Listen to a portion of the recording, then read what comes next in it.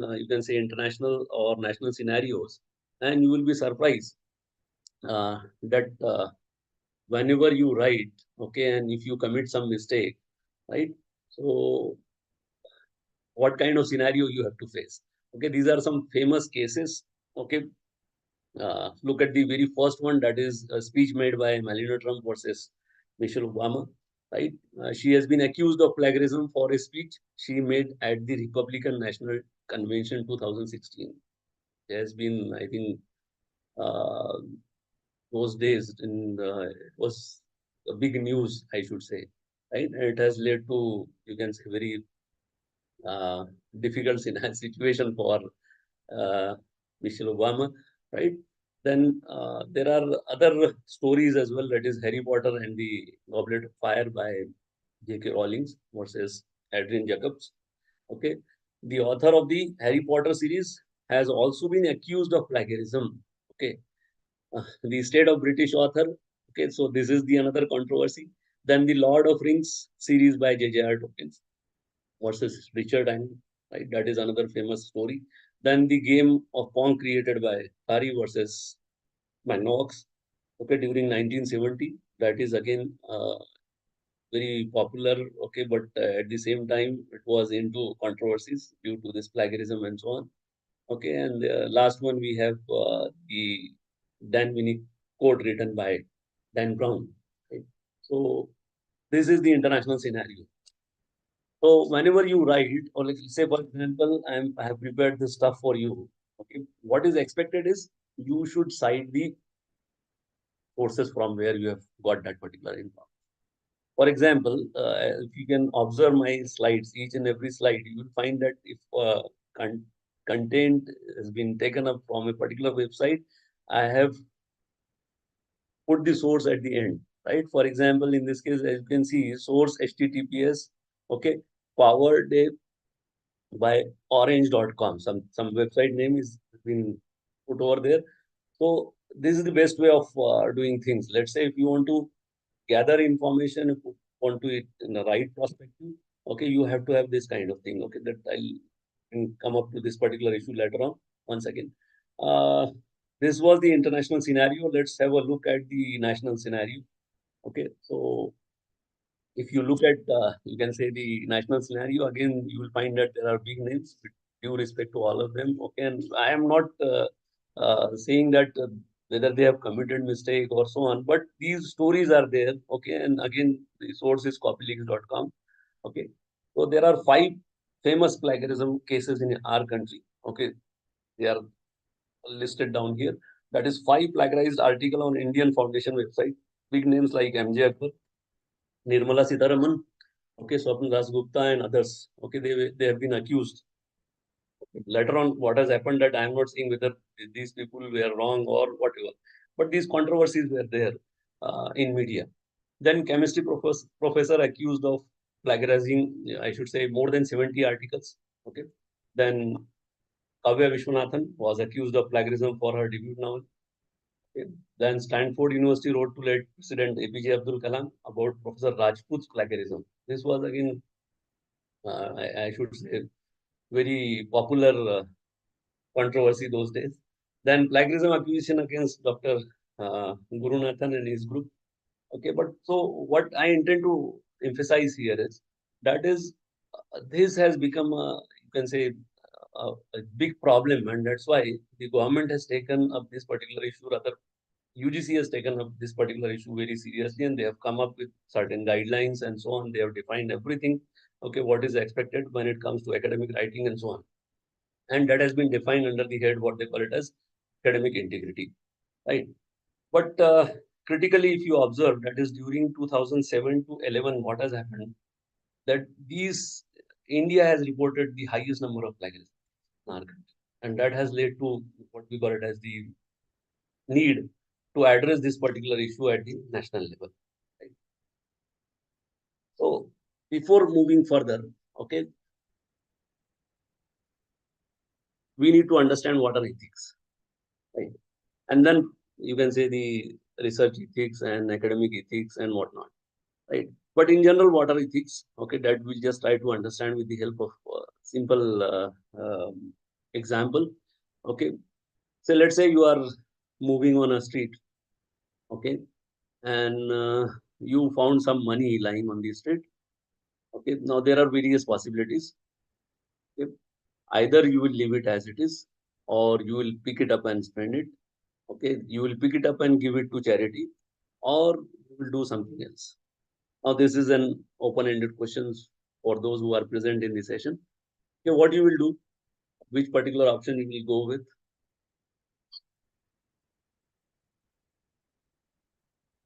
Hello, I want your response. Any one of you, please.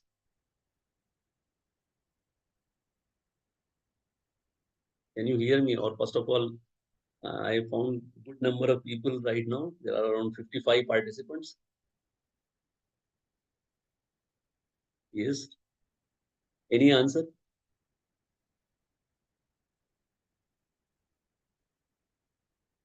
Whether you people are with me, first of all, or you can use chat box as well. Chats are coming up. Okay, most of the responses I am getting is 3. Okay, 3. Great. Okay, 3 means pick it up and give it to charity. Right? No other option. Pick it up and give it to charity. But nobody has asked me, sir, what is the amount of that money? Let's say if it is 1 rupee coin, what you will do, and let's say if it is a bag containing 1 CR, you will do. Still, you will go with option 3.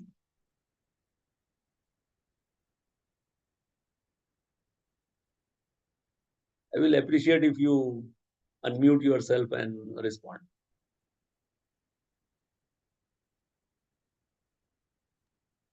If it's a 1 rupee coin, then I will definitely spend it by picking it Right. up.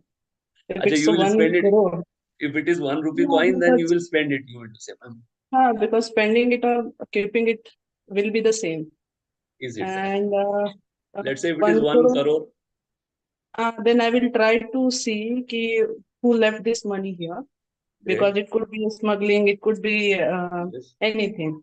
Anything. Great. And we'll report to the police. Will report to the nearest police station, deposit that money, and Yeah. you will be free with your responsibility, whatever is expected. Yeah. Any other answer? Nobody has said that leave it as it is. Or something else is the another option. See, why I pose this question is basically this question will determine how you are grown up. Right? What is the value system with which your upbringing takes place, right? So this is very ethical issue, right? Very generic question, but at the same time, it will identify your behavior, your ethics, your moral, and so on. So nobody will leave it as it is. Let's say if it is 1 rupee, I feel that the best option is to leave it as it is. It is 1 rupee. Why to pick it up, right? Or pick it up and spend it. Let's say I'll make this situation little bit more complicated. Let's assume that you are hungry from since last 4 days. You have not taken a single bite. Okay, you are very much hungry. Okay, and now you found, let's say, 100 rupees note over there. You are hungry. Okay, and nearby there are many restaurants. Okay, that rather within few steps there are restaurants available. Okay, now in that case, what you will do?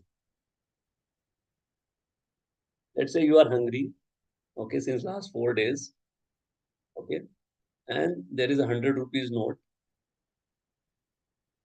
There is a Hello, 100. sir. Yes, ma'am. Please. Ethically, it is not right way to pick up the money if someone has lost it and by default he has felt it down. So Yes, ma'am. he or she may come and pick up that. So Okay. I don't think it is good to pick up the money. Oh, acha. In any case, even if you are hungry or if Madam, my intention was not to ask you that you must pick up option number 1 as the answer. That is what just an analogy I am giving you. saying Okay, now even I if have. I'm hungry, I still will not go for that money. Is it? Acha, great. Okay. But let's say if somebody is picking up that money and let's say he is hungry and now you came to know, let's say I am the owner of that particular money. Okay. And later on, I am coming back to the same uh, spot and searching for the money. And I found that this person has taken up and he is taking some meal over there in the restaurant. So, being the owner of that money, whether you will like accept, well, you will say, okay, no problem, or you will ask that person to refund your amount, or you will say, again, it's okay. Let's say the person is saying, "Ki, bhai, I was hungry since last 4 days, and even though it is wrong, right? But you may say, ki, correct or not? Yes, in that case, if he says Yes, that he is hungry from last 4 days, then yes, we may give yes, it. ma'am. So, what I intend to say is that is. The circumstances makes you many times. Let's say I'll put it in the different perspective. Let's say you are pursuing your research. Okay, there is a requirement as far as the university norm says, that is you must have two conference publication and one journal publication, right? One journal publication, two conference publication. These numbers are mandatorily needed. What you have done, you have gone for one journal publication and one conference publication is there.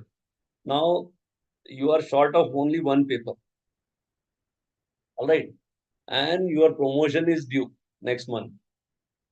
Okay, you want to finish it up, this particular PhD, right? So whether you will compromise with the quality, or let's say I'll go to both aspects, that is plagiarism and so on, what is self plagiarism, and that is what is poorly quoting and so on. Those issues we will discuss. But many times, what I mean to say, you compromise on certain issues. Why? The reason is pretty simple. That is the circumstances. And based on this theme, you will find there are a lot of Bollywood movies. है ना, अमिताभ बच्चन की खासतौर से आप 70s की फिल्में देखोगे, तो you will find that the theme is कि वो by birth चोर नहीं रहता है, लेकिन क्या होता है कि circumstances made or rather compel him or the hero to adopt that particular path, even though that path is wrong, and then later on he realized, no, right? So the ethics, what I mean to say is, ethical behavior depends on many factors. Okay, what are those factors? Let's have a look at it. Okay, the very first factor is the individual. As I said, that is the environment in which you are grown up, okay, or the value systems has been taught to you by your parents and the relatives and the society wherein you are living, right? That is of prime importance. Then the second one, as I said, if you are hungry, and then the circumstances, right? Or you are having certain compulsions, right? And then the third and the most important one is the moral intensity in this, right? That again compel you to make certain crimes. I'm not advocating that doing all these things is correct, right? Ethically correct. Okay, they are not at all correct. If something is wrong, undoubtedly it is wrong, right? But by nature, the human behavior is like this only. That is okay, and that makes it, you can say, the ethics more important. So based on this, there are two theories, what they call it as, right? There is a theory of absolutism and there is a theory of relativism, right? So what does this mean? That is one set of moral rules and rules common to all. Let's say UGC has come up with a regulation and they have made it mandatory across the nation to follow those rules. Okay, that's why there are what they call it as minimum standards for, okay, getting PhD and so on. Okay, you must have heard about all those regulations and so on. I'll come to that again. Right, so there is a one set of rules, and all these rules are common to all.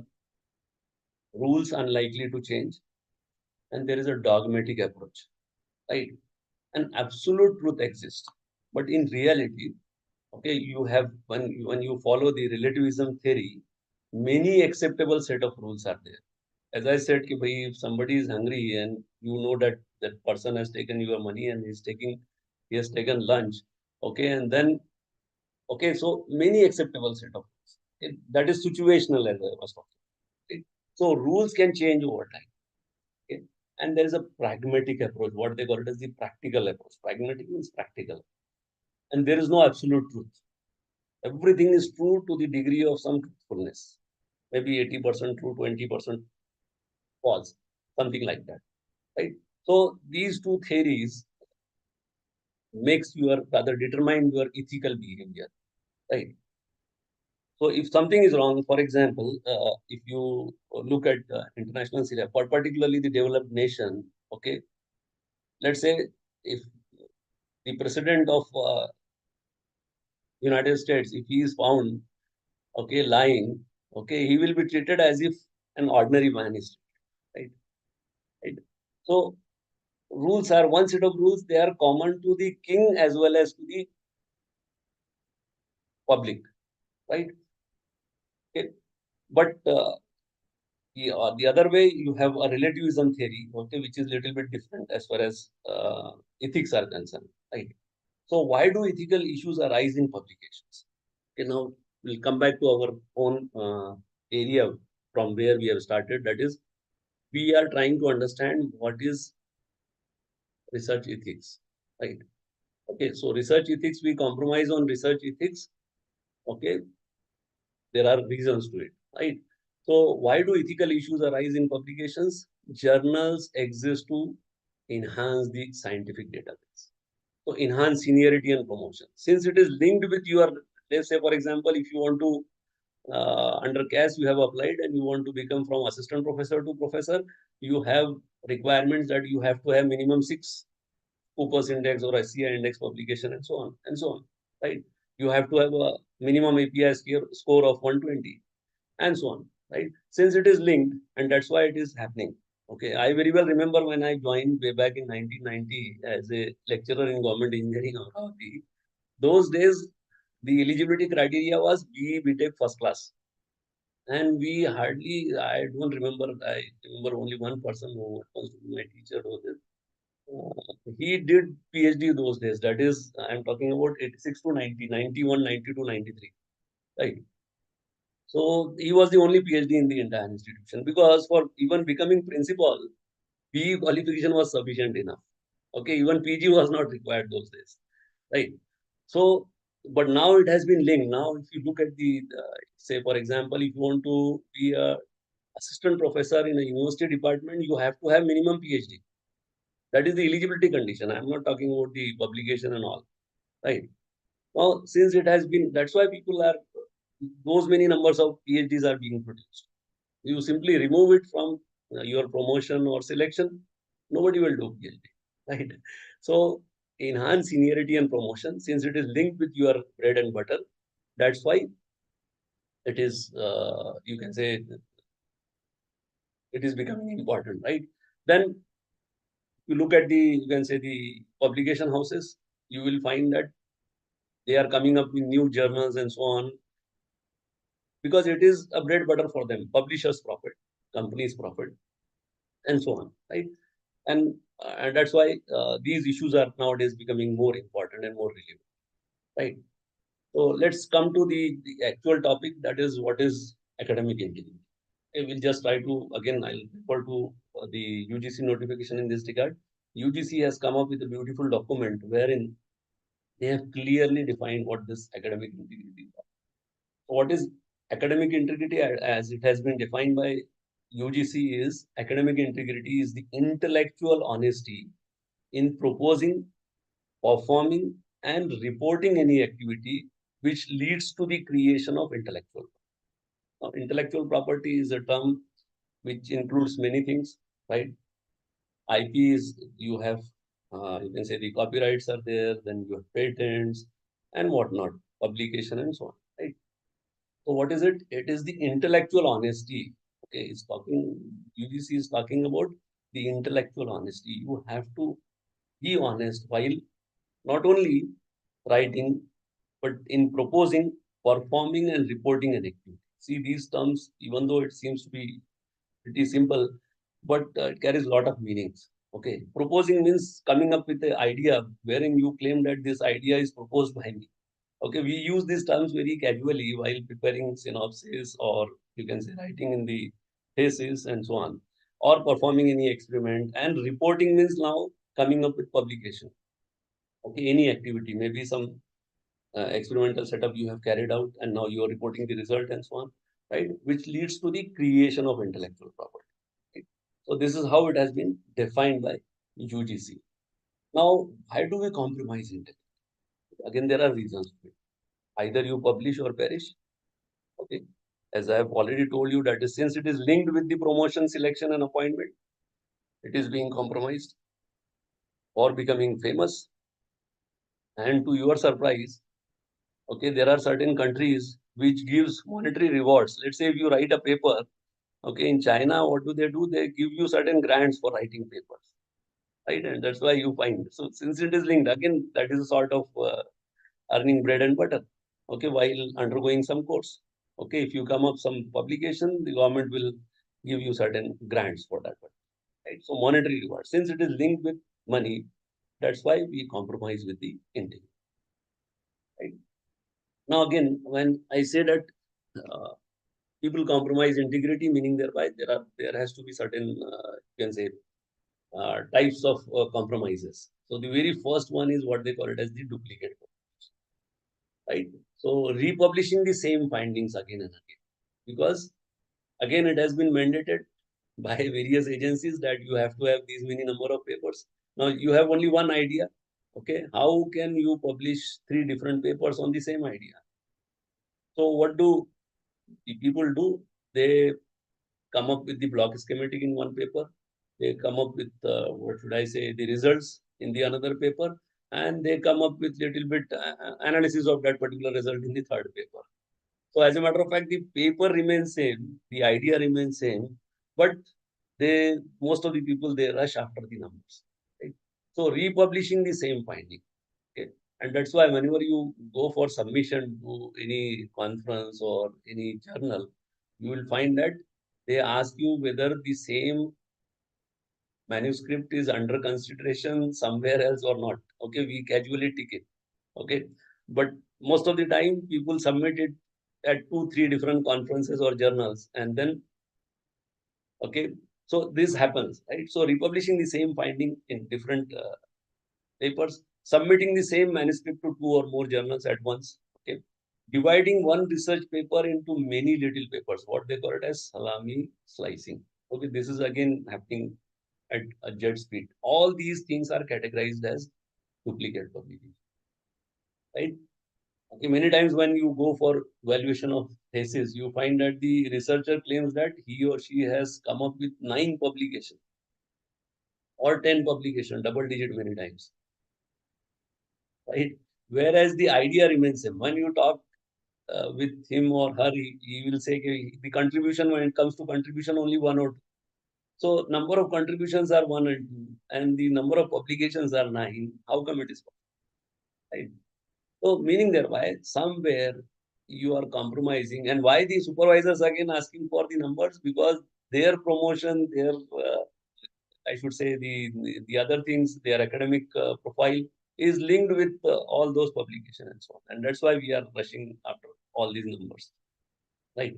So duplicate publication is one of the type. Then the another important thing, which is again specified by various, you can say the agencies which are actively involved in imposing standard is, say, for example, ICMG. I'll come to that ICMG later on. Okay. Authorship. So who should be the author? Who you will call it as author?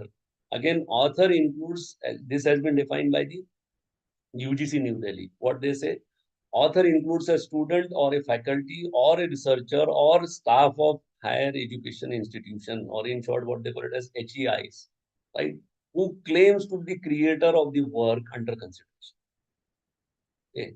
It is not necessarily all the time a student and a faculty. The author may be a researcher or even a laboratory staff. Okay, your lab assistant is helping you out in carrying out the experimentation. You can include his name if he is contributing some way or the other, right? So what is the criteria for becoming author? Okay, substantial contribution to the conception and design of a paper, or acquisition of data, or analysis and interpretation. Let's say somebody is not contributing in terms of the concept of the design of the paper, but he or she is involved in interpretation of data. Okay, you may include his or her name as a author, right? So, but the contribution has to be substantial, right? Has to be substantial. Then drafting article or revising it critically for important intellectual content and final approval of the version to be published. Okay, again, you may call that particular person as a author. Okay. So what is the criteria for authorship? The criteria for authorship is substantial contributions, right? In the conception of design or data acquisition or maybe interpretation of data or maybe drafting the article. Okay. But let's say if I'm not contributing anything, but just because I am enjoying a position, okay, it happens very only, I will not say in our country, it happens most of the time. You will find, let's say some principal is there, okay, and or let us forget about the principal. Let's say you are the head of the department and under you are 10 different faculty members are working. Under those 10 different faculty members, each one is guiding for research scholar. So this comes out to be how much? 40, 40, 40 research scholars are actually involved in your department. Okay, what happens since I am the head of the department? Okay, my name will appear in all those 40 papers, even though I am not contributing. It happens, right? But this is not correct, right? This is unethical and this should be avoided. I have seen in a single session 4 different paper or rather 5 different paper having the same person as the author again and again. Again, that is bad, right? Just because of the position I am enjoying, my name is appearing there, right? But that should not happen, right? So again, the UGC has categorically defined who should be the author of a particular research article or a research. He must actually, substantial contribution has to be there, and he must contribute some way or the other in the preparation of manuscript or something like that, right? The second important thing, which is again very important, is the authorship order. So discuss the order of authorship at the beginning. That is, usually, let's say, the researcher, whosoever is working, okay, he or she, because as he or she is actually involved in that particular research, his or her name should be there as the first author. Then the second author may be supervisor and so on, right? So discuss the order of the authorship. That's why many times most of the journals they ask who is the corresponding author, right? So revise decision on manuscript during the write-up process. Some of the journals, they allow this kind of revision, but most of them, they discourage this kind of thing. Okay, once you have submitted that these 2 authors are there, you cannot include third person's name as the author later on. Okay, once it has been accepted, right? So all authors take responsibility for the content in the manuscript. Let's say the example which I have cited, let's say I am the head of the department. Okay, so all those 40 publications, they will come for my uh, rather they will come under my profile, right? So I cannot say that if one of the student has committed some plagiarism, okay, which is beyond the limit, okay, if he or she is penalized, equally I will be penalized. Okay, at that stage, I cannot say that no, I am not the author of this particular paper. And that's why most of the journals and conferences, they fire you a mail, okay, wherein they will ask you, well, you have been in your name has been included as the author of this particular manuscript. Okay, if it is not so, if it is, you do not feel that it is, you do not wish to give the consent as the author, you may decline it. Okay, you can go to the portal and you can register your things and you can get it resolved. So disclose if any third party is involved in the right. Now again, this is happening at a very jet speed, I should say. That is, let's say if I am not good in English or I am not good in writing technical papers, what do I do? Normally, I take help from some third-party agency. Okay, what they call it as, you call it as the consultant and so on, right? So professional writers or consulting firms, let's say if it is allowed, okay, if you are taking help, legally again it is allowed. but you have to disclose it that for such and such purpose, you have taken up help from so and so agency for preparation of manuscript or for carrying out the experimentation, whatever. Okay, if you disclose it, again, there is no problem. But if you do not disclose it and later on, if it is found, then you will be held responsible for it. Right? So authorship order is very important. Right? Then the another important aspect which comes when it comes to academic integrity is scientific misconduct. Okay. Again, this is happening at a very gross level, I should say. Fabrication, that is making up data or result and reporting. Making up, I'll use the term cooking up. Right? What do we do? Normally, we report the result all the time, which are plus, plus, plus, plus only. Right? We normally hide the darker side of the problem we are dealing with. Okay. Or we rather many times manipulate the result. Okay. The results is X, but we are reporting it as Y. That's why making up data or result. Okay. And reporting them. Okay. And let's say if it is with regard to any computer science or anything else, it's okay. Let's say if it is with regard to a vaccine which you have developed for COVID-19, you can imagine it can lead to some disastrous situation, right? So making up data or result and reporting them. Then falsification is another misconduct, wherein manipulating research material, equipment processes, or changing or omitting data or results with the intent to change the outcome. Let's say I want to claim that whatever solution I have come up is having all plus plus plus plus something, right? So that is again that comes under scientific misconduct. Again, it is not acceptable, right? The third, very you can say the popular kind of scientific misconduct is what they call it as the plagiarism, right? So when somebody presents work of another person's idea process, it is not merely copying and pasting. It is what is it? Just try to understand. When somebody presents work of another person's idea process, results, or words comes at the end. Okay, it is not merely copying pasting the words or the paragraph. But let's say if you are stealing the idea of some other researcher's idea and you are claiming as if it is your own, that again comes under scientific mistake. Okay? So as if they were his oblique her own without proper. Let's say you want to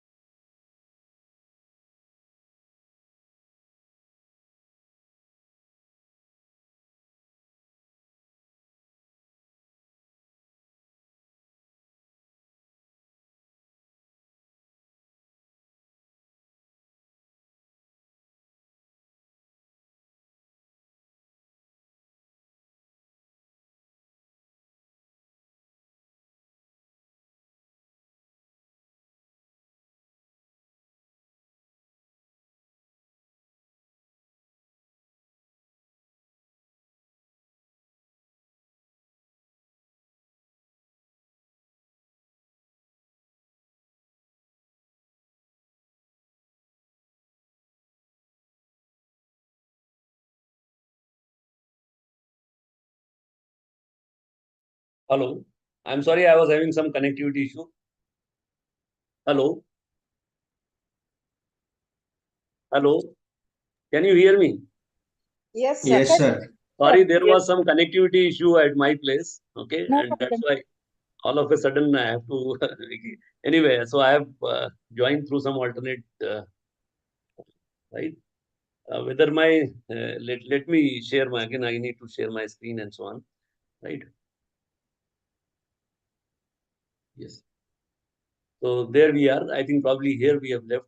Okay. We were talking about scientific misconduct. Is it visible? Yes, sir. Thank you.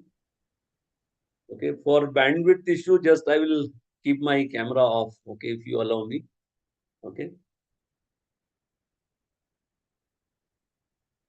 Yes. So we were talking about plagiarism. So plagiarism is not merely copying and pasting some stuff from some paper to your own paper, but it is beyond that. And what is that? Basically, it is copying some another person's idea or maybe a process, okay, or maybe some result, reporting result which you have not obtained, but you are reporting. Okay, or you are copying it from some other researchers' work and so on. Right? So that comes under plagiarism. Again, plagiarism is of different sort. Okay, and this is very, I should say, very hot issues nowadays. Right? That's why we must take utmost care while dealing with, or rather, while writing, say, research articles in particular. Right? So there are four distinct types. So let's have a look at what are the various types of plagiarism. Right? There are four distinct types of plagiarism. The very first one is ideas. That is, plagiarism of ideas occurs when one fails to acknowledge the origin of thought, idea, or invention and claim the idea as one's own. Okay. What I'm doing, I am not, I am writing in my own words, I'm paraphrasing the contents, but the idea I have stolen from some other papers. Okay. And while citing the references, I am skipping that particular paper. Okay. My intention is to hide the source. Okay. Let's say if you are taking the idea, and that's why now you can say the related work or literature review is of utmost importance. Okay, wherein you are supposed to acknowledge what the others have done in that domain and what is the problem which you have identified and how you are addressing that problem, how you are proposing the solution on that particular problem, and so on. Right. So ideas again. Based on that, you have a four different types. The very first one is of idea. So if you steal the idea from somebody's else work and you claim as if it is your own, you are committing plagiarism, right? Sources. Plagiarism of sources occurs when does not attribute the correct source for a piece of writing or an argument. Okay. Let's say this stuff I have taken, for example, the earlier slides also I have told you that is it is always advisable to put the source from where you are getting that stuff. Okay. If you do so, you are safe, I should say. Right? If you disclose the source, but if you do not disclose the right source, you disclose the source which is wrong once again, or misleading source, you are again committing plagiarism. Right? You will be held responsible for that. Right? So plagiarism of sources occurs when one does not attribute the correct sources for a piece of writing or an argument. Authorship. Plagiarism of authorship occurs when one claims authorship on an entire work without actually fulfilling the criteria for authorship. Now, what is the criteria for authorship that we have already dealt with, right? So, who you will call as an author when he or she is substantially contributing, okay, in terms of maybe idea, in terms of maybe writing the paper, in terms of maybe editing the paper, in terms of carrying out certain experimentation, and so on and so forth. So if you satisfy that criteria, and there is no formal qualification required, that's why I have specifically said, even your lab assistant is involved in your research. You can put his or her name in your search article, right? That is the best way of doing things, but unfortunately, it never happens, right? So plagiarism of authorship occurs when one claims authorship of an entire work without actually fulfilling the criteria for authorship. The fourth one, and which is, I should say, very common one, right, is the words. That is verbatim or word of word plagiarism occurs when copies or uses portion of the text written by another without clearly demonstrating appropriate quotation and citations. I happens to be a member of RRC and chairman of Board of Studies and so on. In our university, what we have, I'll share a small story with you, so that you will realize the importance of it will lead to what kind of situations. So what has happened during RRC, some MTech dissertation, rather we have a provision wherein it is expected that you must write a 2-3 page write-up for approving your title of MTech dissertation, ME or MTech dissertation. Right? That is the standard practice, and that goes to the RRC, that is the Research Recognition Committee is there. And that committee will go through it and then they will approve it, or they may suggest some modification or changes, and then they approve the title. Right. So what has happened? One student has copied the entire paper taken up from the IEEE Explore, one IEEE paper, simply change the name of the author as his name and his supervisor's name, okay, and put it up for approval in front of the others. My way of working is many times I used to put it in Google, right? So I found when moment I Google it, the very first thing I found is it is the entire stuff is as it is. Whereas it is not expected at the master's level, it is not expected that you do this sort of thing, right? This is completely plagiarized. How can we approve it, right? So then we call the student and resolve the issue. That is a different story, right? We found some amicable solution, ask him or her to withdraw that particular page and come up with some new write-up in 4 pages. Okay. So only 2-3 pages are expected, but instead of writing those 2-3 pages, okay, this is what we do normally, and it is not the case. There are only few cases which comes into limelight. Otherwise, most of the time it happens like this only, right? So copying and pasting the entire stuff as it is. Okay, let's say if you want to copy it, you can very well do that. You may ask, sir, how? Okay, you can do it by simply putting that particular stuff in double quotation and citing the reference in the reference section. Okay, it will not be treated as plagiarized content, right? So double quotation mark, let's say if you are dealing with a definition and you feel that there is no other way of defining this definition which has been defined by this particular author, rather the creator of that particular concept. Okay, you can copy it as it is. Okay, maybe it is a 1-line statement or a 10-line statement or 2 paragraphs. The only thing you are supposed to do is you have to put it in double quotation marks. Okay. So what this plagiarism software, what they do, if they found something in double quotes, they simply ignore it. And it will not be considered as plagiarism. So based on this, you have 4 distinct types of plagiarism. Apart from these 4, nowadays one more thought is again becoming very popular and very common. And I should say whether it is to be called as a plagiarism or not, but it has been defined as self-plagiarism only, right? So what is self-plagiarism? It is a type of plagiarism in which the writer republishes a work in its entirely or reuses portion of previously written text while authoring a new work. It includes republishing the same paper already published elsewhere without due and full citation. Okay. See, this comes under plagiarism.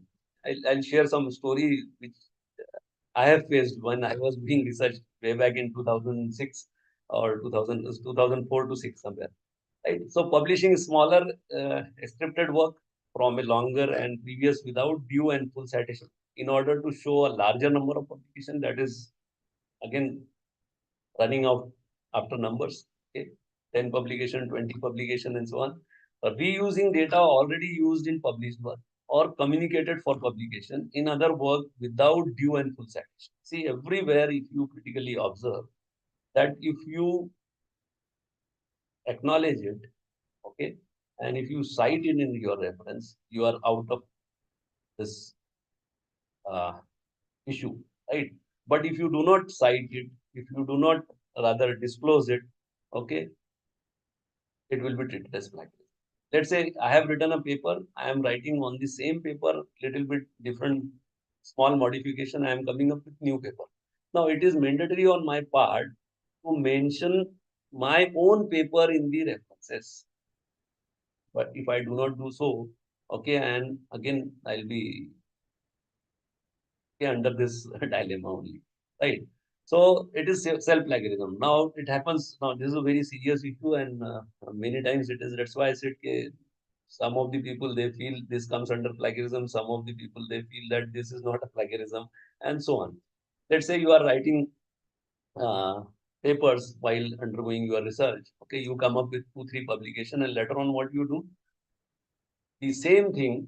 Okay, whatever you have published, you put it in your thesis for getting the PhD. Now, what do you feel when you put your thesis or flag check?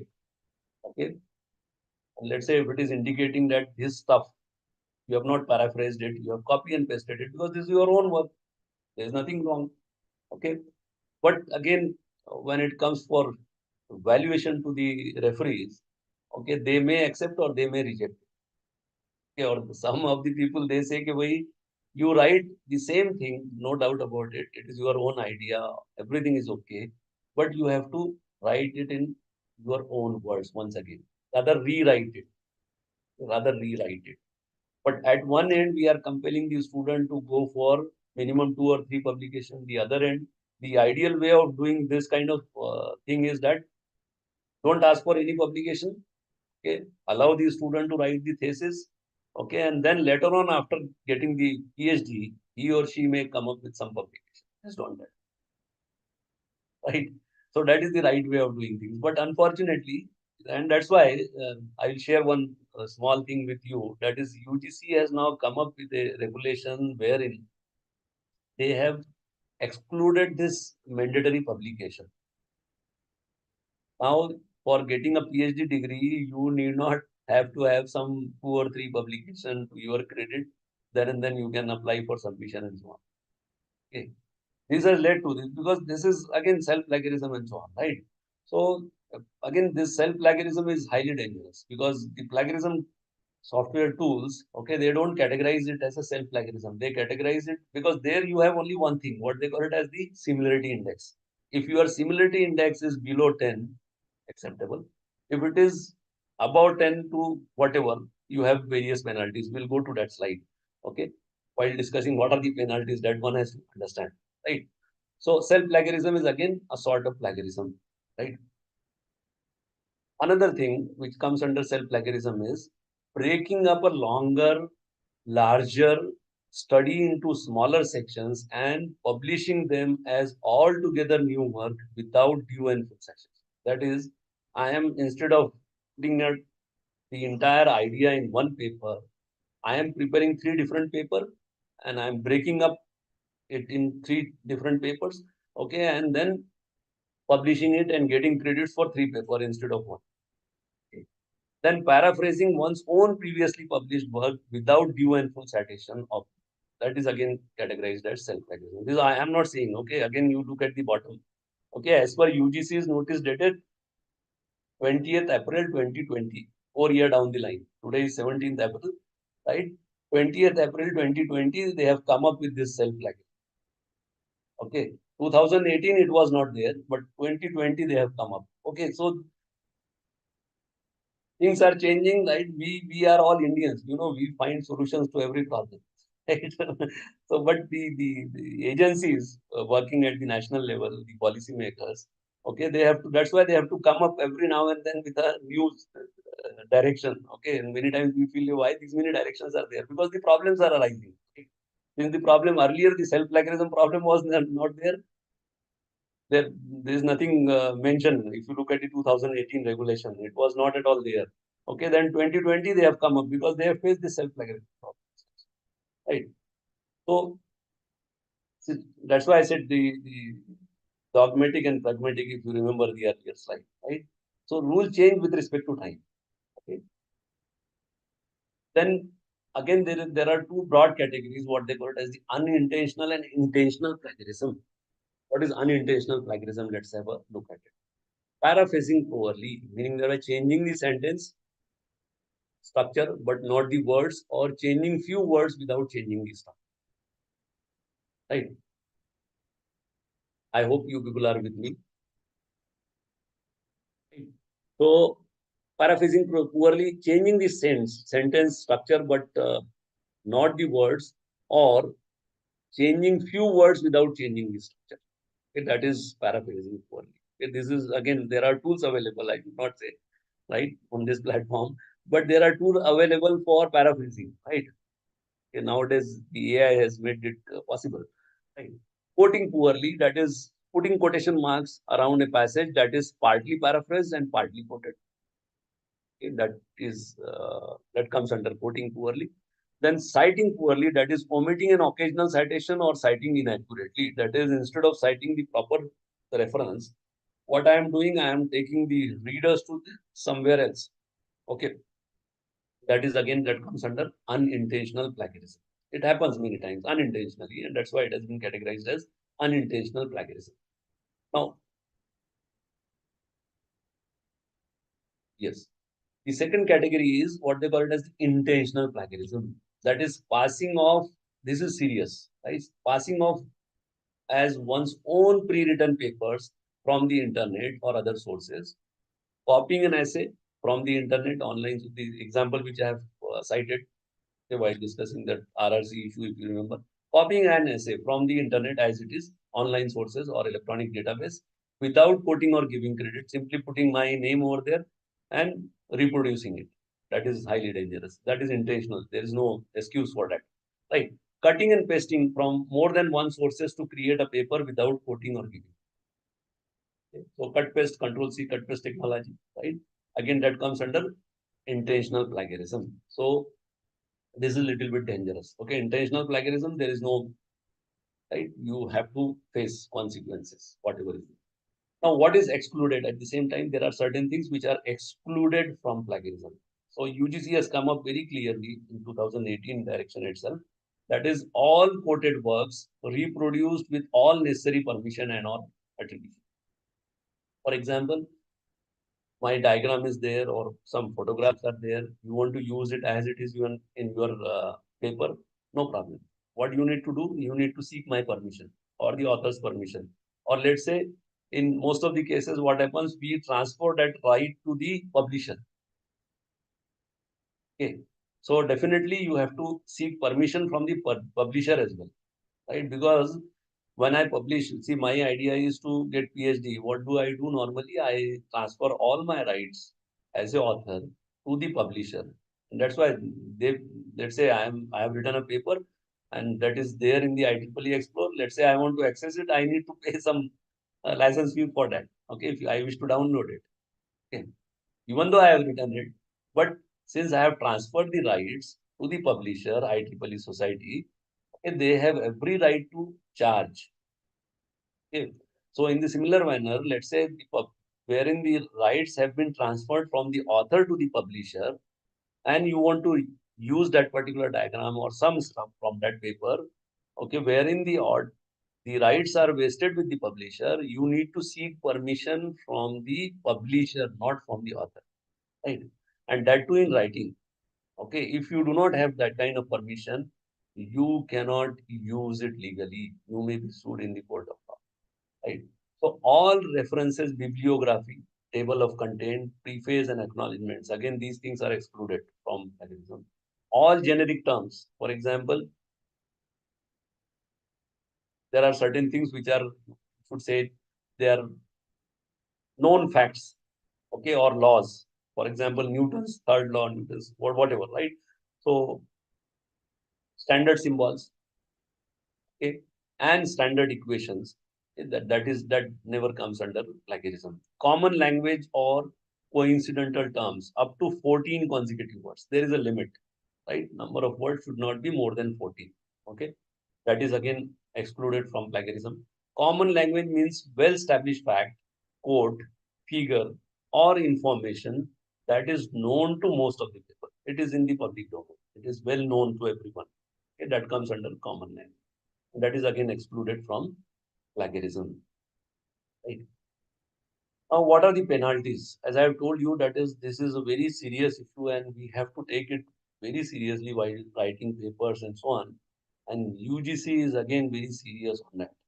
Okay, just look at you can say now this is nationwide, this is applicable, whether your university has adopted it or not, but actually mandatorily they have to adopt it, because whenever you award PhD, irrespective of your university is a private university or a state university or a public university or whatever, or a central university, right?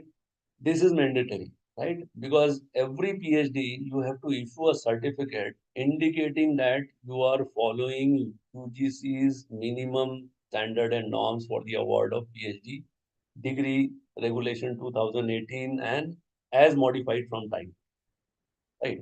Wherein they have imposed all these penalties. That's I was talking about. That is when you put your paper in any flag tool, maybe it is Trentin or Authenticate or whatever, right? Whatever you are using, right?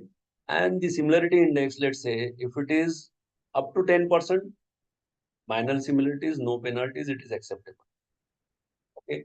But if it is similarities about 10% to 40%, such student shall be, this is with regard to student, I am saying. Later on, I'll come to the faculty as well. Such student shall be asked to submit a revised script, okay, within a stipulated time period not exceeding 6 months. Let's say it is your ME dissertation, you have submitted for summer 2024. Okay, you will be given maybe another 6 months, and within 6 months, you have to resubmit it. And you have to produce this flag certificate as well. Okay, having similarity less than 10%. Okay, 10 to 40%. Okay, 40% and above, similarity above 40% to 60%, such student shall be debarred from submitting a revised script for a period of 1 year. पूरे एक साल का loss. Okay. Above 60%, such students' registration for that program shall be cancelled. That is, you can simply throw him or her away from the institution. Okay, citing this reason. Okay, even cancelled means meaning thereby he will be. This is usually practiced by all the premier institutions like IITs and so on. In our state universities and so on, we don't follow it so scrupulously. But nowadays, it has been mandated. Most of the universities has adopted this, okay, and they are following it very seriously, right? So this is what is there, okay. Then it's very serious issue, and penalties are very harsh, as you say, right? Then penalties in research publication, okay. This is with regard to these faculty, okay. Up to 10%, no minor similarities, no penalty. 10 to 40% shall be asked to withdraw the script. Similarities above 40% to 60% shall be asked to withdraw the script, shall be denied right to one annual increment. In your service book itself, they can take a note that this is what has happened, it has been reported, and now this person is found guilty. Okay, so let us withhold his one annual increment. Okay, and shall not be allowed to be a supervisor to any new master's, MPhil, PhD student for a period of 2 years. It is between 40 to 60. So the supervisors are more responsible, right? Okay, so there is huge penalty, I should say, right? Similarities above 60% shall be asked to withdraw the script, shall be denied right to 2 annual increments, shall not be allowed to be a supervisor for any new master's, MPhil, PhD student for a period of how many? 3 years. Very, very dangerous, right? So this is with regard to the faculty. And that's why we have to take this particular issue very seriously, okay, when it comes to publication ethics and so on, right? This is all about, I should say, the academic integrity, publication ethics, and so on. Now we are marching towards the end of our session, I should say. The last but one point which I have told you is the conflict of interest. Okay, this is very common in, you can say, the political.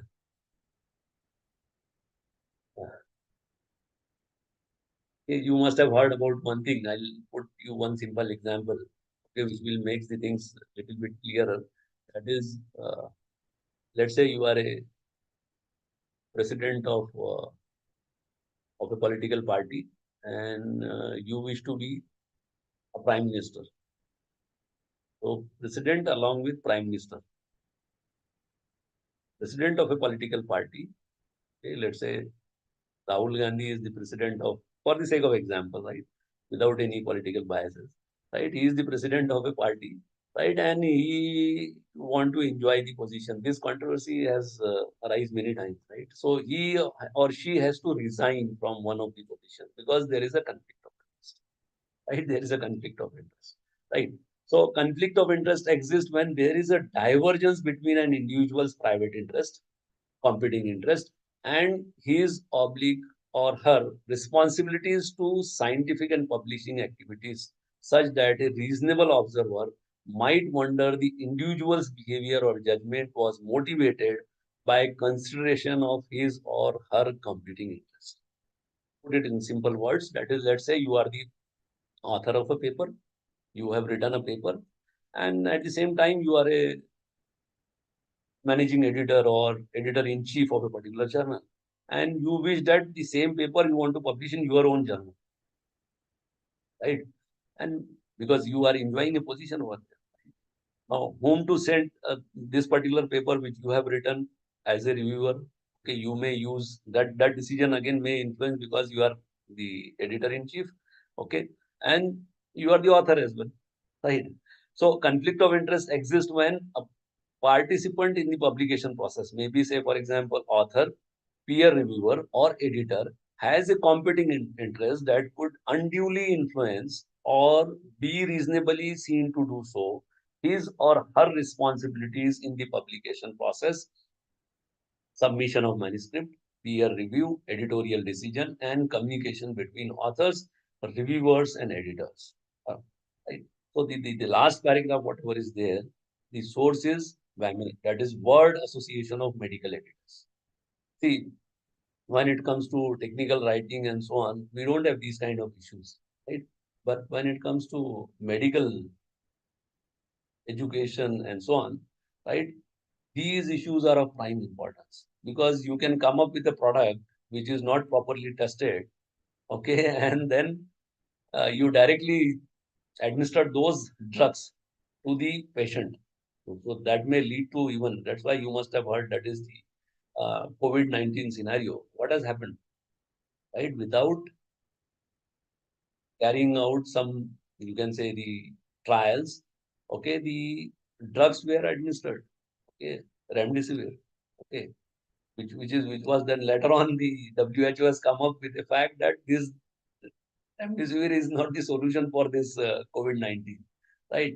But what has happened to those to whom this particular drug was administered? They have, uh, I should say, the disastrous situations. Like some of them, they suffered from heart stroke, some other chronic illness, and so on, whatnot, right? So that's why I'm saying this is very important when it comes to medical education, and that's why most of these publication ethics, all these kinds of issues, they are dealt very seriously by this medical education people, right? So even let's say in our case, we don't we need not have to seek any permission from the any agency for carrying out the experimentation. But in case of medical research or carrying out clinical trial, they have to seek permission, right? Okay, they have to seek permission, okay, and with the consent only with the appropriate authorities, then they can carry out the clinical trials, and then they can market their product in the markets, right? So these issues are very serious one, and that's why this conflict of interest, it must be disclosed in the beginning. Just like you have a copyright form, on the parallel line you have a COI form. Okay, so wherein you have to disclose. Okay, let's say whether you enjoy influential position or you enjoy you are having some common interest or a competing interest with regard to publication and so on, right? So that is there. Yes. Again, there are various types of conflicting interest. That is, what is it, first of all, that one has to understand is a clear statement of examples of the types of competing interest, and their definition must be declared in the beginning. It should include what? It should include the following as examples, but there could be others. For example, certain financial ties, if you are getting some financial aid for carrying out research, some academic commitments, some personal relationships, political or religious belief, okay, institutional affiliation, again, can happen, okay, and that's why many people they've found solutions to the problem in such a way that is they put names of the person working in some prestigious institutions and so on, right? Who has to get the publication and so on, right? So that is there. So that you have to disclose it in the beginning. Okay, again, this has been given by whom? That is the WAME, that is World Association of Medical Ethics, right? Now declaring, how can I declare my conflict of interest, right? So there is a disclosure form, just like a copyright form, okay? They are used to deal with the COI, which includes clear statement on what is to be declared, when, and to whom. Okay, again, timings are very important. Okay, you have to declare it before submission of the paper. Okay, और किसको declare करेंगे आप? You have to declare it to the publisher, right? Format for declaration. Okay, these people, they have come up with some standard format as well. This is why many people are talking. A journal's roles in asking additional question or seeking clarification of about disclosures and so on, right? Let's say I am not directly involved, but my close relative is working with that journal. Again, that I need to disclose in the conflict of interest. If I do not do so, I may face problem in futures, and it has happened many times. Okay, I was going through some stuff wherein the author has been asked to withdraw the manuscript just because of this reason, right? So consequences for failing to disclose before or after publication. If it is before, the penalties are different. If it is after, you may have to withdraw, or you may have to even write an apology letter, okay, which will be given wide publicity on the journal's page, and you may be, you can say, barred for a specified period of time for publication and so on, right? Normally, what do? They block your email ID for a specified period. Okay, that is there. Okay, even IEEE Code of Ethics, if you see, they block that mail ID for a specified period if you are found any kind of, say, academic misconduct, okay, or fraud and so on, right? So how to manage this conflict of interest, right? Managing conflict of interest. A clear statement on how conflict of interest will be managed by the journal, including the position that all relevant conflict of interest disclosures or the declaration of no conflict of interest will be published with the article. Okay, along with the article, it will be published on the very first page itself. Okay, and clarity about what conflict of interest situation will result in a manuscript not being considered.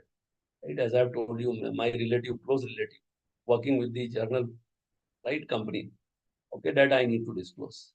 Okay, so that will be published. That, well, the authors so and so, these are the conflict of interest. Right, all those things will be published along with the paper itself. Okay, if it is so, then no problem. But later on, if it is found, then you will be held responsible for it. Right. So there are various organizations. This is the last topic, right? COI was the last but one. Now we'll have a look at certain agencies who are working in this particular domain, right? For standardizing all these things. The very first one and very popular one is the Committee on Publication Ethics, COPE. And that's why most of the reputed journal, you will find that they indicate that they are following this COPE ethics or code of conduct. Okay. So what is COPE? Let us have a look at it. As I have told you that it is the Committee on Publication Ethics. It was established in 1997. UK started with only 3 members. 3 people, they felt that there has to be some code of ethics for publication and so on. And then 97 to, you can say 2003, there were around 90 members. Okay, 6 to 9, 3,000 plus members. Now more than 12,500 plus members. And from 103 countries, mostly editors of reputed journals. Who are the members of this COPE? They are the editors of the journals, reputed journals, right? And what is their tagline? Tagline say, promoting integrity in scholarly research and its publication, right? There are 18 different flowcharts for handling various issues. Let's say if you are found guilty of such and such activity, what is the penalty and what is the action plan, I should say, right? So they have 18 flowcharts, beautiful flowcharts. If you want to go through it, you can go to this particular website, that is publicationethics.org, right? Wherein you will find all these COPE norms, right? COPE code of conducts. Some of the important aspects we'll have a look at. That is, editors should be responsible for everything published in their journals.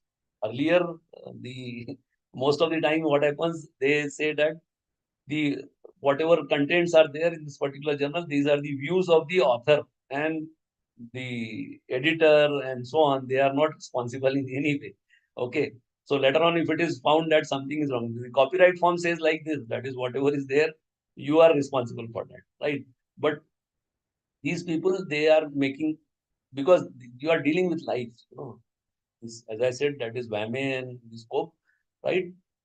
When you are without carrying out, you can say the clinical trials, you are putting your product in the market, okay, which can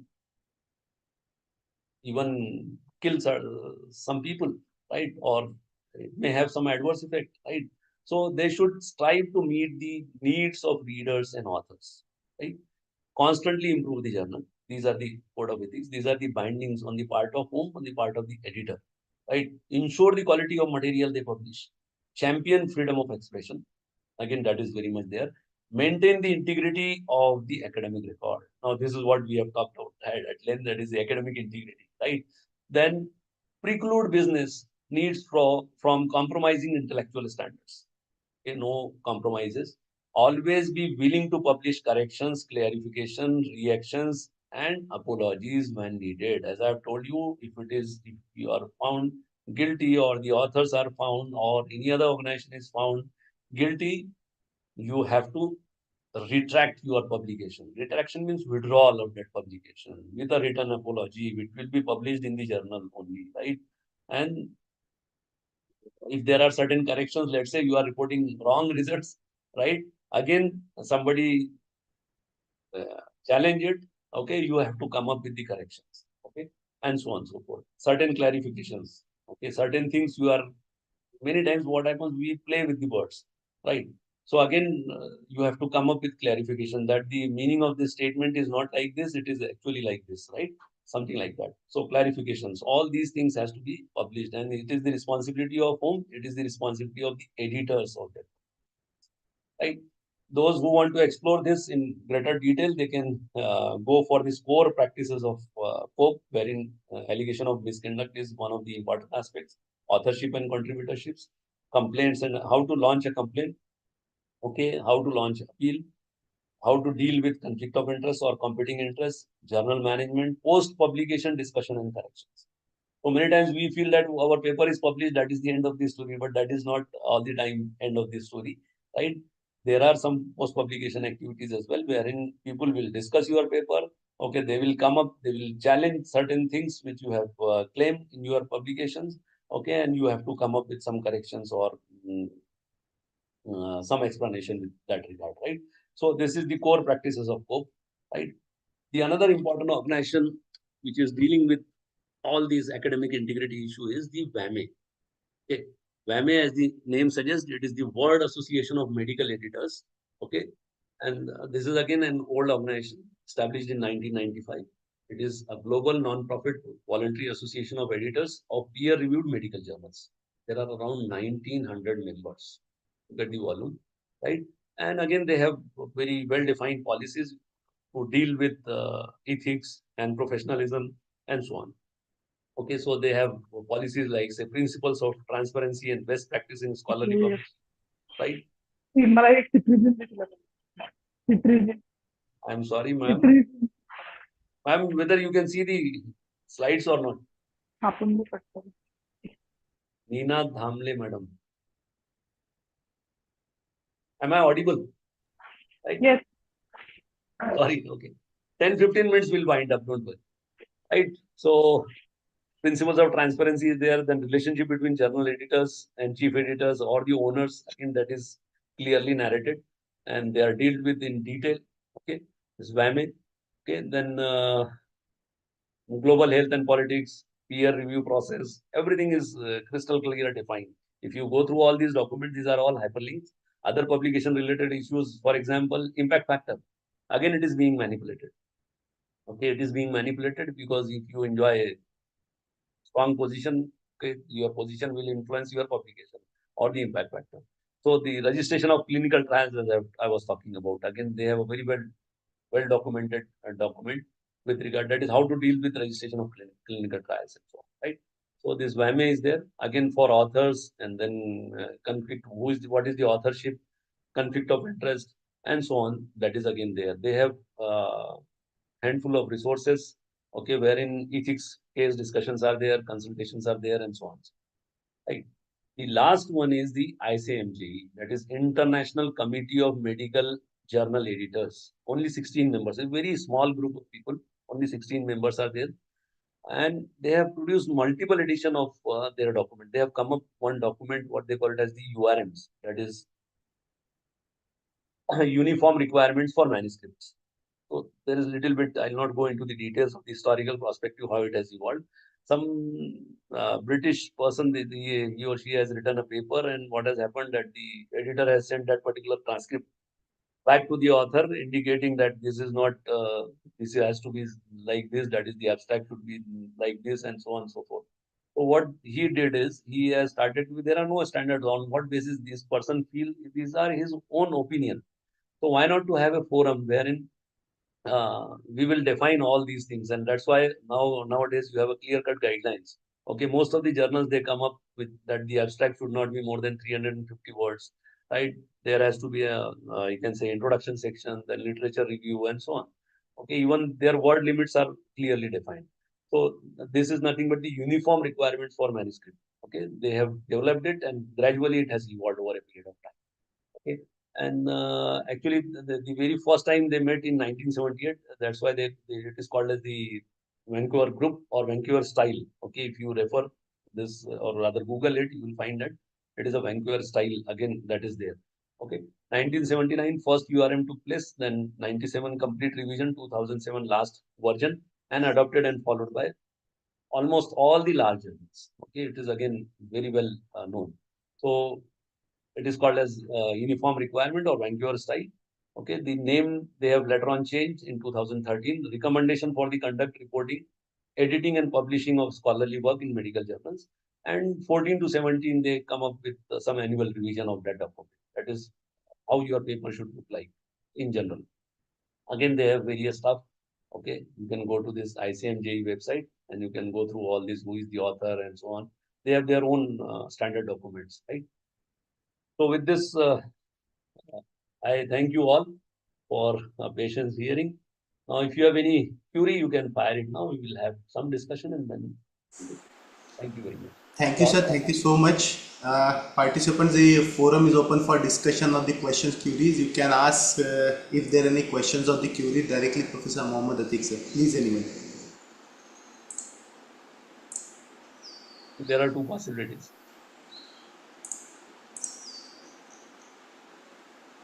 Am I audible to answer? Thank you so much, sir.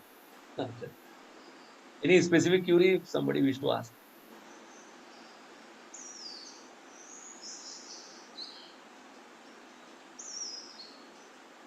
So, very informative session. Okay. All right. Actually, I was expecting a lot of questions because the topic I have dealt with is little bit related to everyone's. Right? We are doing all these activities, right? Publication and all, right? And we face these kind of problems every now and then. No issues? I have one question on Yes, that. ma'am. Yes, ma'am, please. Sir, I have heard that there are tools for detecting plagiarism.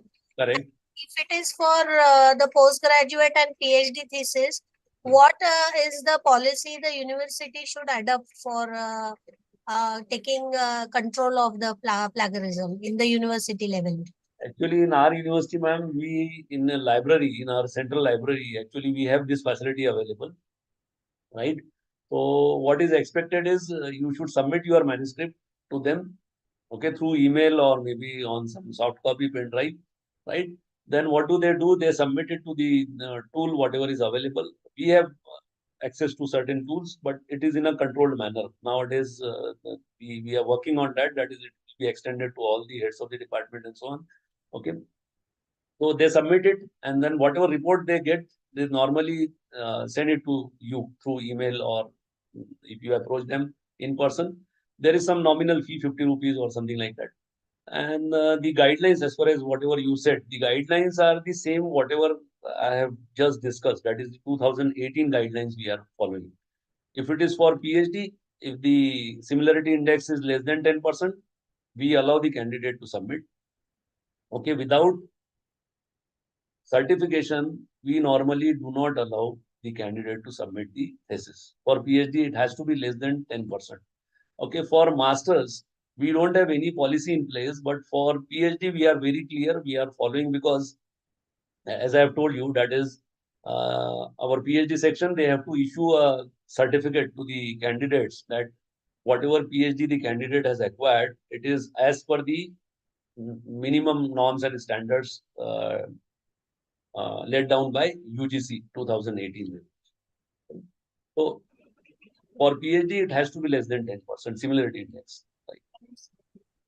UG and for PG, we don't have any policy. I hope I have answered you. Yes, sir. Thank you. And uniformly, I don't know the institute you belong to. You are from some university or college? Vai Patil deemed to be university. So you have to adopt it, madam. Even though it is a private university, you have to have this minimum standards, right? You cannot, you can go on the higher side. Let's say you can say 0% like a similarity index, right? But that is again dangerous, right? But you cannot go on the lower side. That is, you cannot allow 15%, right? Similarity index. If you do so, some day or the other, you will face problems, definitely. Okay. Sir, one question in chat box from Dr. Harish sir.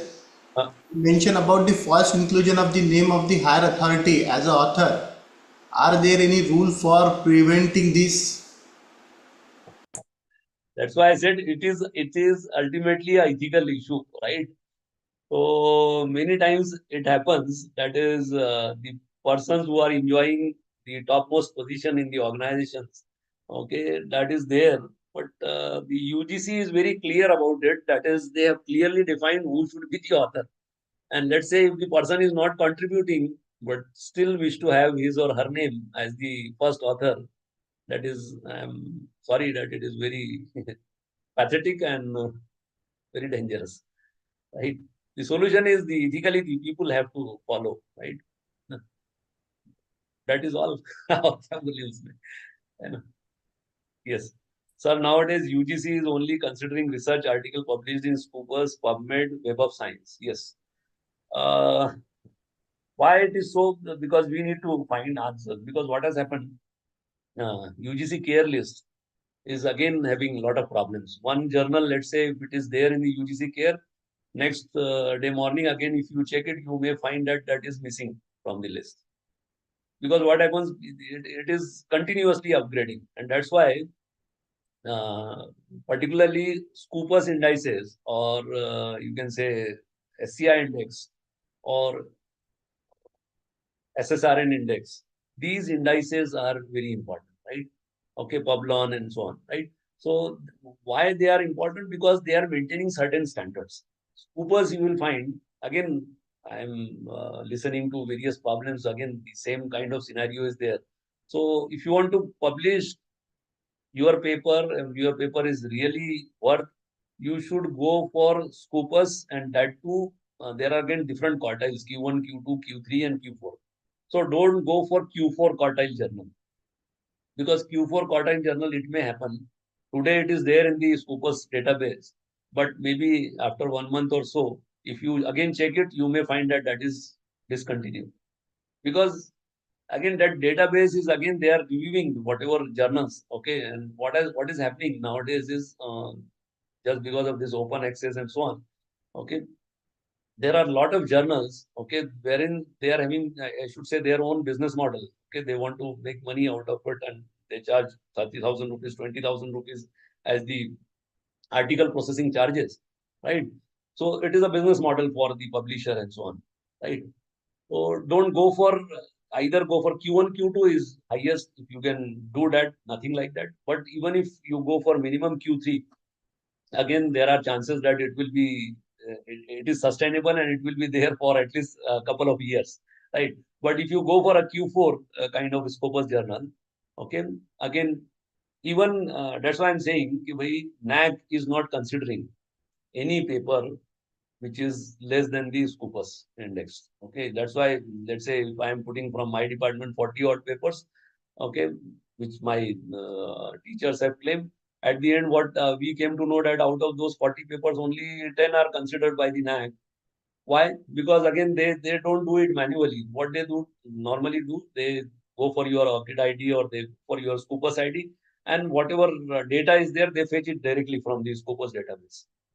So all those papers which are not complying to this minimum Scopus criteria, okay, they will be thrown out of the, you can say, your SSR and so on, right? So it is always advisable to go for quality publication. Don't rush for numbers, okay? Try to publish only 1 or 2 is enough, okay? But in quality journals, right? If you can go for SCI index, nothing like that, right? Science Citation Index or Web of Science, okay? Then that is the ultimate. If it is not possible, because it normally takes 1 to 2 years for getting the inception of the idea to the publication, 2 years minimum you will require, right? And most of those journals are, they are not paid journals, right? So they take a lot of time. They have rigorous review process, okay? But Scopus is again next best possibility is Scopus, and Scopus you have a lot of options available.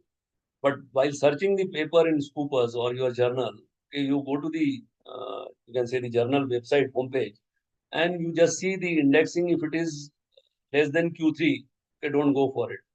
Okay, has to be minimum Q1, Q2, worst case scenario Q3, but don't go for a Q4 or a quartile 4 journal, right? Because again, you will face the same problem, just like what we face in case of UGC care list.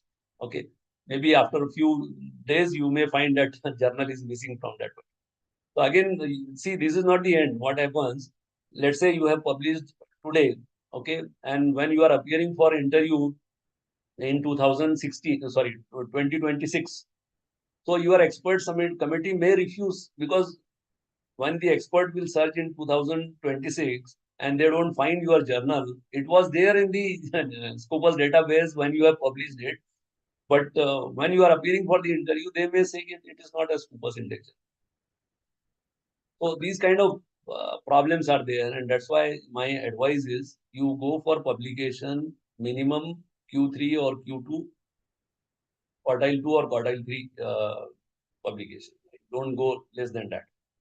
There are many clone journals and they have very similar websites, etc. It's very difficult to identify, right? See, what you can do is you can search the Scopus database. Okay, just get the respective ISSN number. Okay, put it in Scopus database. I don't know how many of you have prepared your Scopus profile. Okay, so if you are very keen, then you must have your Scopus profile. Apart from Scopus profile, you have to have what they call it as the researcher ID, and you have to have a ORCID ID, ORCID, right? ORCID ID. These 3 things are essentially needed. Okay, and it's better if you go for with one profile, wherein you simply put all these things, so the entire things will be fetched as it is from the respective databases. ठीक है ना? तो clone जो journal आपने पूछा है sir किसी ने, क्लोन जर्नल का एक ही तरीका है कि you can go to the journal homepage, and from there just take the ISSN number and go to the Scopus database and just find out whether it is clone or not, right? So that is the only way out. There is no other authentication, right? And most of you prepare your just try to fetch. There are issues which I have observed. That is, many times they claim that there are many people who go for, let's say your promotion is due in 2024, okay, say June. You don't have sufficient number of papers. So what do they do normally? They go for the papers and ask the publisher. Those types of people are again available. They will publish your paper in 2019 journal, 2020 journals. But again, be cautious. Even if that is there, it may happen that those kind of journals, right, they will not be linked to your Scopus profile. So even though paper seems to be appearing on the open access platform on the journal website, but when you fetch, just try to fetch that particular paper into your Scopus database, it will not allow. Because because again it is manipulated, what I mean to say. Today you are trying to publish it and in a back issue. Okay, that is again, there are a lot there. So again, don't go for these kind of things. That is my advice. Anything else? Again, there are questions coming up in, sir, in 2020, the entire UGC Care Journal website was hacked and almost 5,000 articles were published, but later on wasted. Om Prakash Dwivedi ji, sir, आप थोड़ा सा बताइए क्या बोलना चाह रहे हैं? If you are there in the meeting. Sir, it is recorded well that in 2020-21, during Yes, the sir. COVID era, the Yes, sir. entire UGC Care List website, which actually publishes the cloned journals and non-cloned journals, everything, Yes, every sir. year they publish, the Yes. entire website was hacked. Yes. And that was confessed by the UGC only, that is based in Pune. Yes, That yes. yes, last 3 months our website is hacked. So Yes, in yes. that phase, almost 5,000 papers who were published in UGC Care listed journal, they were actually wasted. Wasted. So Nahi, that, it is very difficult to come out of this AI intelligence. that's why. I mean, there. That's why I'm saying, sir, it is very challenging. So if you are taking, let's say, a lot of effort while carrying out your research, publish in quality journals only. You know, sir. Because again, I am a little bit worried when it comes to my own candidates. I never ask them to go for a UGC care kind of thing. Go for minimum Scopus, okay, Q3 quartile. Okay, that is again enough. One paper is more than enough. But Okay. practically, sir, if you see the post-graduation courses of 3 years, and after 1 year of completion of us, he starts the CTRI registration, then he starts his clinical trial, which takes around 1.5 years. And then if he, after completion of the clinical trial and statistics drawn, if he starts publishing, he will take another 1 year for getting published. So how the criteria of minimum publication of 2 journals will be fulfilled? That is That's the why. issue. That's why I said, sir, these issues are very serious, and I'll not see. I 100% agree with you. Whatever problem you are posing is undoubtedly correct. But the issue is this is to be dealt by the maybe Pharmacy Council of India or Medical Council of India or AICTE or UGC, right? No, even NEP can have some ray of light on this, na? We will try, sir. We will try. We will try. Thank you, Whatever sir. little Thank you. access we have, whatever little access we have to the authorities like say UGC, AICT, will just put forward your concern to them, and we'll just see that it will be resolved very soon. Thank you, sir. That Thank much you. I can say. But these issues are there. I am just giving you the solution in that perspective. That is, go for quality journal. Don't rush for the numbers. That's why repeatedly I am saying, right? And so go for only 1 or 2 quality papers. Okay, don't go for say n number of papers. See, in our engineering and science, what happens is, as I said, most of the time the researcher claims that he or she is having 9 or 10 publications. I am surprised. It's surprised, rather shocked. It is not possible to have those many number of publications, but happens, right? So that's why I said, okay, when your area, I hope you must have enjoyed at least ICMJE and the other things, whatever I have shared with you, right? So please go through, explore those things in a greater detail, and you will find that they are really helpful. Thank you. I hope I have answered your query, sir. Divedi, sir. Yes, sir. Yes, sir. Perfect. Thank you, sir. Thank you, Thank sir. you so much. Thank you so much. Anything else?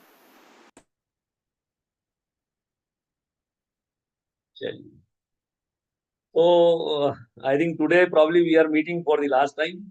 So I know that today is Ram Navami, and I wish you all a very my best wishes for the celebrations, right? And I feel a little bit sorry that I troubled you on this day, but as I've told you, that is it was inevitable for us to defer this session, and we have to finish it up by 17 was the last date.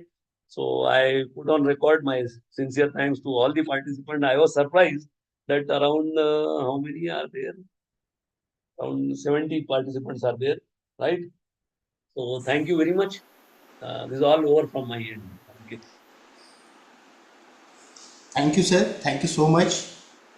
and for such a wonderful and insightful session of the research and development and how to write the quality publications in the quality journals. That is very essential in today's era. So on behalf of Malvi Mission Teacher Training Center, I extend my sincere gratitude to Professor Mohammad Atique sir for being with us and enlighten us, and with the kind consent of Professor Atique sir, I would like to declare that this session will be over here. Thank you everyone, thank you so much.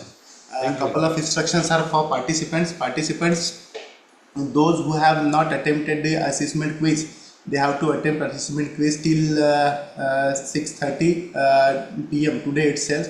Second thing is that you have to fill the feedback form that will be available in the MMC portal. You have to log in using your credential, and in your profile left hand side there is a feedback option. You have to fill that feedback. While filling up the feedback, in last there are only 3 questions and the 4 is comment box. You have to put some comments, because without putting the comments it will not submit it. It will show the error. So you can put the comments, whatever your comments regarding the program. And third thing is that after completing this process, UGC will approve your participation and marks, whatever may be the marks you have got through the test. And then after you will get the certificate. It will be by the Tuesday, and you will get the certificate email as well as through WhatsApp group. And for future programs, whatever may be the NEP or other kind of programs, because HRDC is offering a wide range of MMTTC is offering the wide range of program, from the academic leadership development to NEP sensitization, faculty induction, STTP, for some kind of faculty development program. So please be connected. Our WhatsApp group will be there, and whatever may be the academic program that will be organized at your end, your institution end, you can share in the WhatsApp group. We can also percolate this information to across the India, and whatever may be the program, if anyone want to connect with us or to organize in any joint collaboration, they can directly approach to the MMTTC Sant Galge Baba Amravati University. And for your cooperation during entire program, I express my sincere thanks to each and everyone for being with us and cooperate during all these sessions, because without your cooperation it is not possible for us to conduct these programs in a smooth way. So I will extend my heartiest gratitude to all of the participants, and specifically from the participants joined from the D.Y. Patil Institute. So with this we will stop here, and thank you once again, and we'll meet in future. Thank you everyone. Thank you.